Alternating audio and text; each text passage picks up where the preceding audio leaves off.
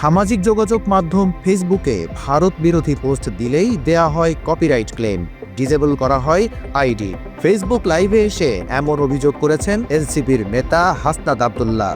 তিনি অভিযোগ করে বলেন, হাসনাত আব্দুল্লাহ নামে তার ব্যক্তিগত ফেসবুক প্রোফাইলটি বেশ কিছুদিন আগে ডিসেবল বা নিষ্ক্রিয় করে দেওয়া হয়েছে।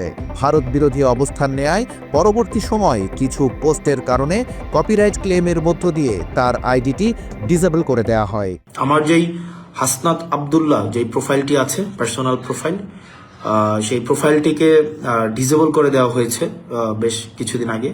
আজকে যে বিষয়টা নিয়ে কথা বলবো সেটা হচ্ছে যে আমি প্রথমত হচ্ছে একটা দীর্ঘদিনের একটা আমার অনলাইন বা সোশ্যাল মিডিয়াতে একটা ডিসএনগেজমেন্ট ছিল, যেহেতু আমার সোশ্যাল মিডিয়ার যেই আইডিটি ভারত বিরোধী অবস্থান নেওয়ার পরবর্তীতে কিছু পোস্টের কারণে সেটিকে আমার কপিরাইট ক্লেমের মধ্য দিয়ে ওই আইডিটা আমার হচ্ছে ডিসেবল করে দেওয়া হয়।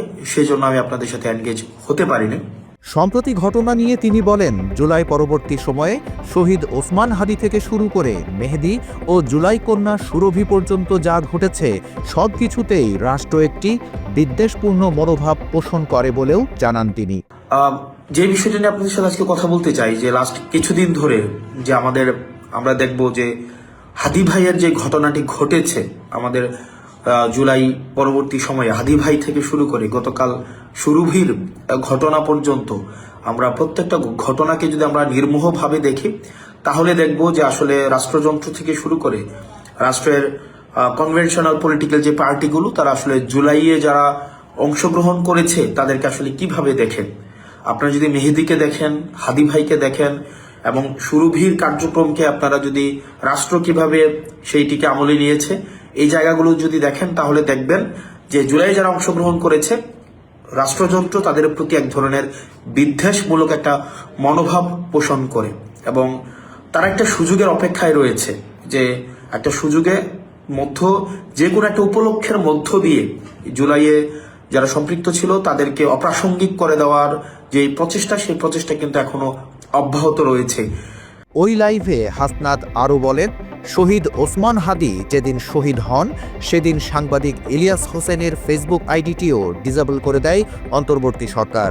এরপর সরকারের দিকে প্রশ্ন ছুড়ে দিয়ে তিনি বলেন, জুলাইয়ের পর থেকে আওয়ামী লীগের বিভিন্ন পেজ ও আইডি থেকে জুলাই ও অন্তর্বর্তী সরকারকে হেয় প্রতিপন্ন করা হচ্ছে। সেগুলোর বিরুদ্ধে কেন ব্যবস্থা নিচ্ছে না সরকার? অথচ জুলাইয়ের পক্ষের শক্তিকে দমিয়ে রাখতে নেওয়া হচ্ছে নানা পদক্ষেপ। মাত্র 30% টাকায় জমির মালিক হয়ে নতুন বাংলাদেশের গড়ে তোলার স্বপ্ন দেখা বাংলা বসতি।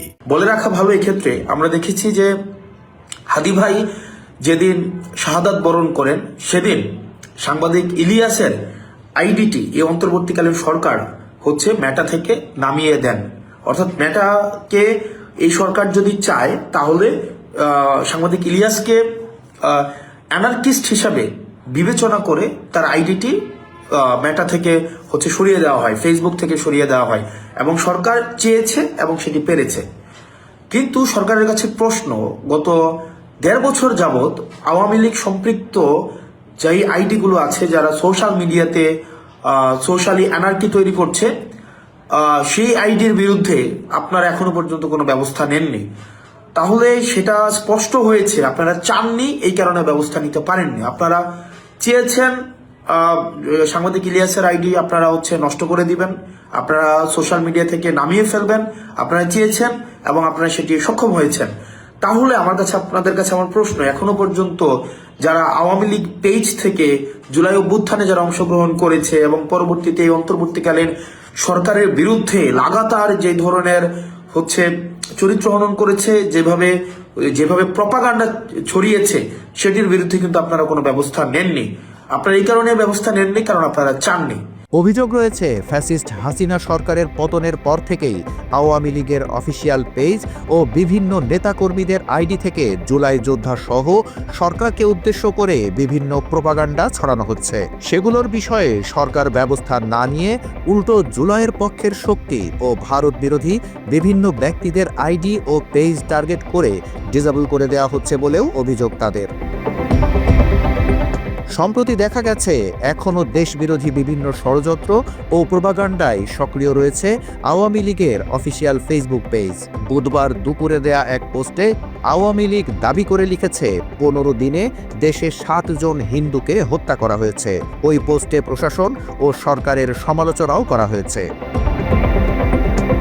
সকালে হাসিনার নির্দেশমূলক একটি অডিও প্রকাশ করে বলা হয়েছে, জনগণই তাদের শক্তি, জনগণের পাশে দাঁড়াতে হবে। আজকে সব থেকে কষ্ট পাচ্ছে দেশের মানুষ। কোনো গ্রুপিং না করে সবাইকে এক হয়ে কাজ করার নির্দেশ দিয়েছেন শেখ হাসিনা। তো দরিদ্র না থাকলে ইউনুসের সুদের ব্যবসা হবে না, এটা হলো বাস্তব কথা। কাজে আপনাদের সবাইকে আমি আহ্বান করব, এখানে কোনো গ্রুপিং না, সবাইকে এক হয়ে কাজ করতে হবে। এই অবস্থা থেকে একমাত্র পরিত্রাণের উপায় হলো দলকে সুসংগঠিত করে জনগণকে সাথে নিয়ে প্রতিরোধ গড়ে তোলা। সকালে দেয়া আরও একটি পোস্টে বলা হয়েছে, নিষ্ঠুরতার চরম সীমা। হাড় হিম করা শীতে একজন নারীকে জনসম্মুখে বেঁধে গোসল করিয়ে নাকি শাসন প্রতিষ্ঠা করা হচ্ছে। ধর্মের দোহাই দিয়ে এই মানবিকতা আর কতদিন?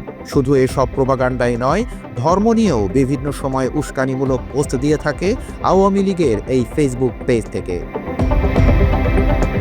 এর আগে 19 ডিসেম্বর শুক্রবার রাতে সাংবাদিক ও অনলাইন অ্যাক্টিভিস্ট ইলিয়াস হোসেনের ফেসবুক পেজ সরিয়ে দেয় সরকার। ইলিয়াসের প্রায় 22 লাখ অনুসারীর ফেসবুক পেজটি এখনও ডিসেবল করে রাখা হয়েছে।